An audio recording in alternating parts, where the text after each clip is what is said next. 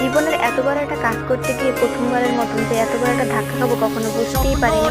Hello friend, আসসালামু আলাইকুম। সবাই কেমন আছেন? আশা করি সবাই ভালো আছেন। আলহামদুলিল্লাহ আমিও খুব ভালো আছি। আর এই যে আমার বাবাটা, আলহামদুলিল্লাহ ও খুব ভালো আছে, আগে থেকে অনেকটাই সুস্থ।